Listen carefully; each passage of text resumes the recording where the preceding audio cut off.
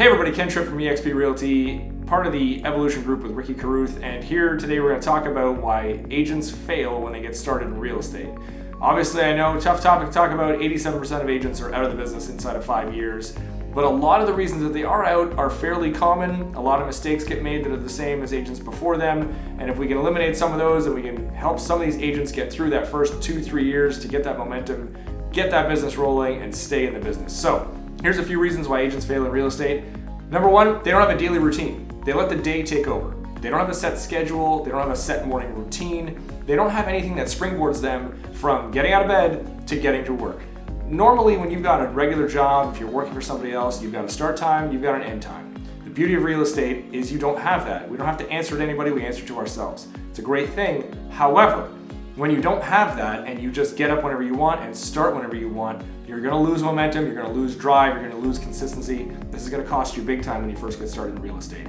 So the number one thing we wanna have in the very beginning is a daily routine. Pick a time to start, pick a time to stop, time block everything in there and get through it. That's gonna start with a morning routine.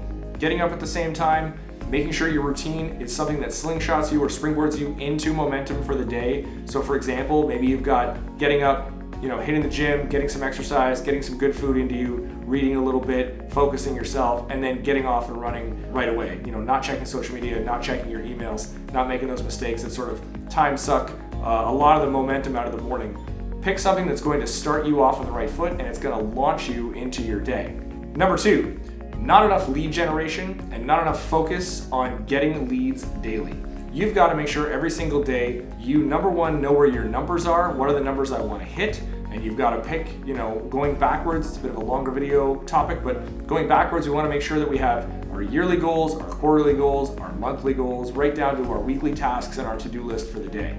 So if you've got those numbers, you need to focus on them every single day. You've got to have a daily number to hit so that you can get the appointments you need, to get the deals you need, to hit the yearly goal that you want to hit. So that's all going to start with your daily actions. It's going to start with your daily routine, your daily numbers. So once I'm in the office, what numbers do I want to hit? I want to hit this many appointments this week to hit this many deals. Okay, well, how many appointments do I need? How many calls is it going to take me? How many contacts is it going to take me to get to those appointments? Work backwards from there. Then how long is that going to take me? Is it going to take me an hour? Is it going to take me 2 hours? Is it going to take me 3 hours? You've got to time block that off and you've got to make sure that you're hitting that every single day. We're going to have ups and downs. We're not going to be able to nail it 100% every single day, but over time, if you're consistent, and this is where the daily schedule comes back into play, if you're consistently in the office at the same time, taking actions every single day through a time blocked amount, you're going to hit those numbers more often than not, and you're going to be able to hit your weekly numbers, hit your appointment numbers, make your number of contacts, and eventually get to your goals by the end of the year, sell as many houses as you want to sell. Number three follows number two.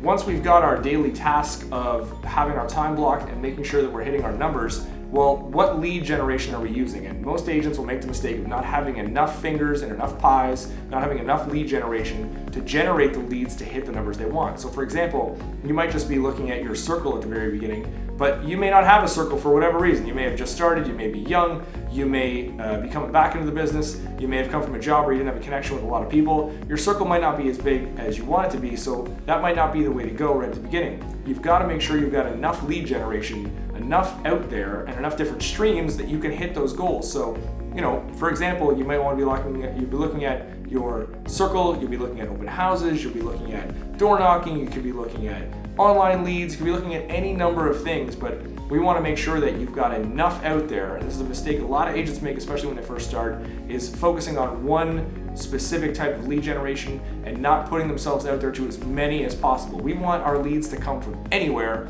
Now, there could be 10, 15 different lead sources. You want to have at least 8 to 10 good ones where you've got leads coming in from all different areas. Once they get rolling, you get proficient at some of them, you can start focusing on maybe 4 to 6. But realistically, 8 to 10 right off the bat, making sure you are dialed in with what to say, how to say it, your scripts, your dialogues. You want to practice with all these, but you've got to make sure you've got enough to set those appointments, to hit those numbers, so that you are going to make it through the first 1, 2, and 3 years. Now, finally, a little bonus tip. Those 3 things are going to be hyper important and they're going to be a big reason why you're not hitting your numbers, your daily routine, your lead generation, and your number of lead generation funnels that you're going to have coming through are going to be massive. But also the fourth one is not following up enough.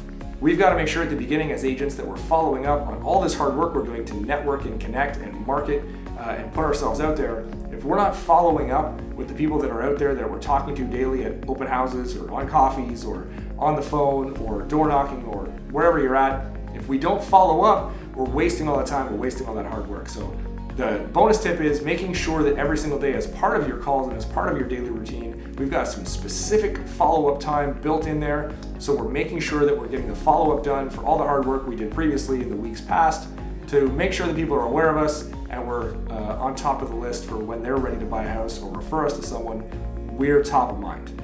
I hope that helps. Thanks for watching. If you're looking for more tips, more tactics, comment below. I'm happy to connect with you anytime. You can get me on Instagram as well. There's many, many different ways that you can make sure that you survive the first 2 or 3 years. It's just a small amount, but if you want to dive deeper into these, I'm happy to connect with you anytime. Connect with me on Instagram or comment below. See you soon.